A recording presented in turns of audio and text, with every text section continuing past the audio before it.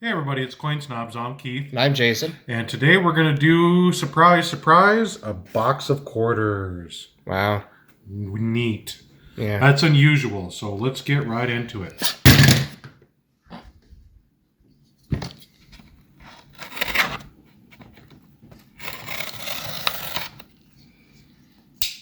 Go ahead and say it's going to be circulated. I'm going to say circulated also. That way it can be uncirculated.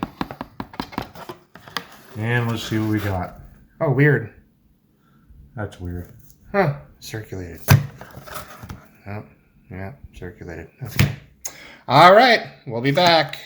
All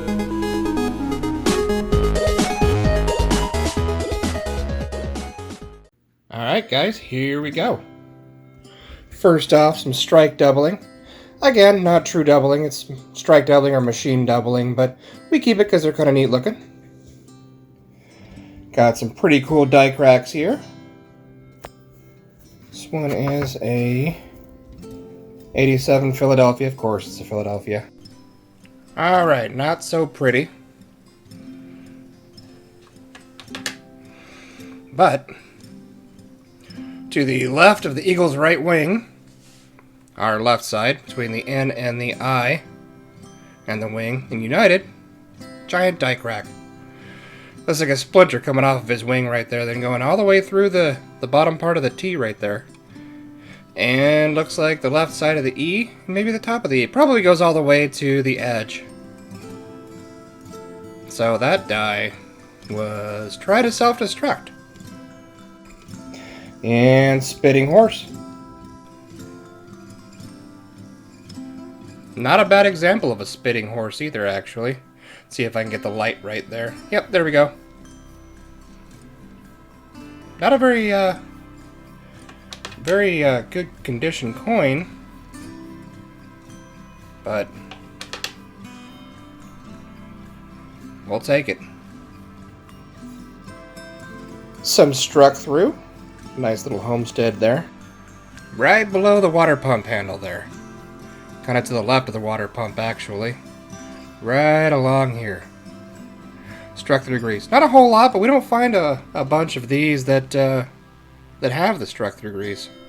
And I mean, to be honest with you, we probably keep it anyways, because we kind of like them.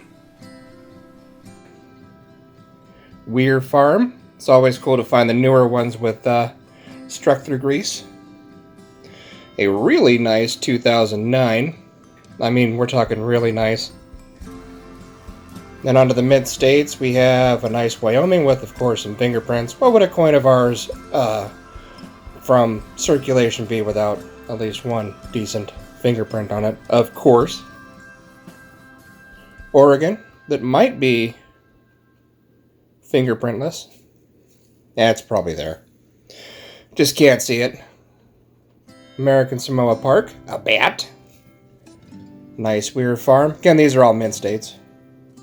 Another nice Weir Farm. And if these 2020s have damage on them and 2019s, we get rid of them typically if they're too bad. The 2020s though, we kind of hold on to them a little bit more readily just because we don't really know yet what the mintage is going to be on these coins. With everything going on, it could be a little bit lower, but we'll see. Time will tell. Got Salt River Bay. Salt River Bay. Salt River Bay. Salt River Bay. And then some special ones down here. Lowell. Nice mid-state. But wait, there's more. It's a dub. Yeah, it's probably about uncirculated, but it's a W. Weir Farm. W. With that nice V75 on the left-hand side there. Victory, World War II, 75th anniversary. I guess it'd be the end of World War II, but technically with the V, it's victory. Guess it depends on what side you're on, right? And then we have River of No Return. Also W. So 3 W's. Very nice. Very, very nice.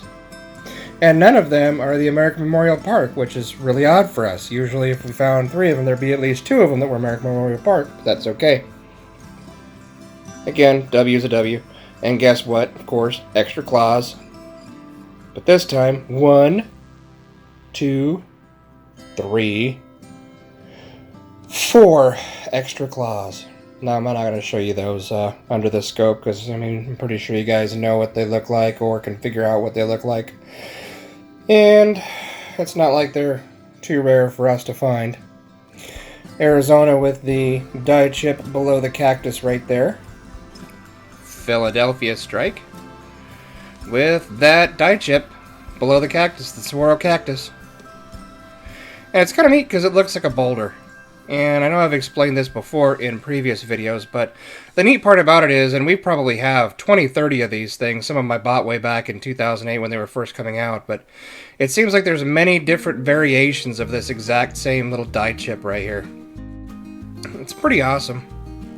We find a decent amount of them, but they all are kind of original all on their own. And a Canadian moose, 1978. Older Canadian quarter. And then we have some clashes. Excuse me. It's a pretty nice clash, actually. 1974. And there is some remnants of that clash right there coming off the leaf. And kind of going to the wing in front of the arrows here. And you could see where the mint worker actually attempted to polish out some of the clashing. Again, clashing occurs when there is no blank planchet fed between the obverse and the reverse die. And they come together and clash and leave an imprint of each other on the opposing die. Then, of course, subsequent coins are struck with that kind of mirror image from the opposite die on them.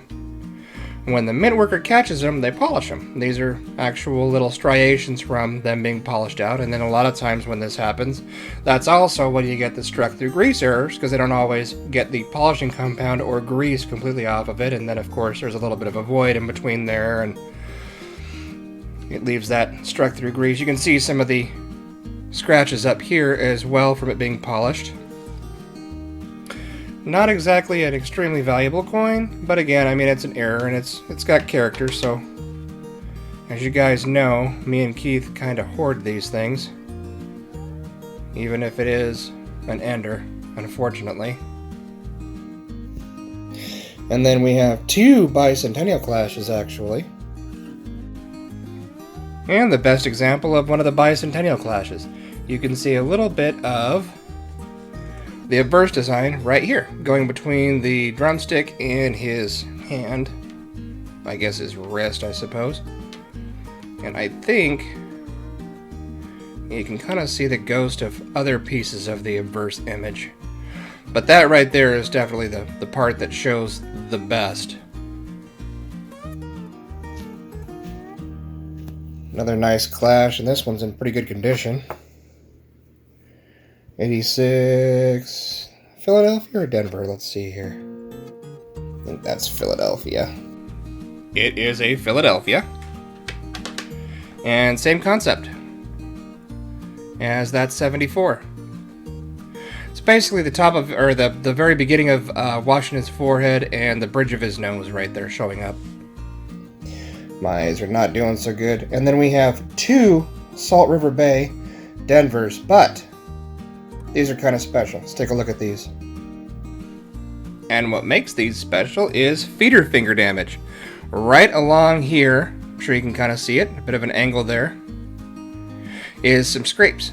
Scrapes, scratches, whatever you want to call them. So basically, one of the things that feeds that blank planchet in between the dies, well, it actually kind of rests on top of the anvil die, or the reverse die, is called a feeder finger. Now that feeder finger sometimes will scrape along the die, and that's what you get. Every coin that is struck after that, until they catch it of course, and typically polish it out, is going to have that feeder finger damage, or those little scrapes right there. And what's really neat about this is, let's see if I can do this properly here, is that we found 2 of them, and they are sisters. So these coins were struck with the exact same reverse die, with the exact same scratches from that feeder finger. That's one of the things that I really love about coin collecting, is finding stuff like that.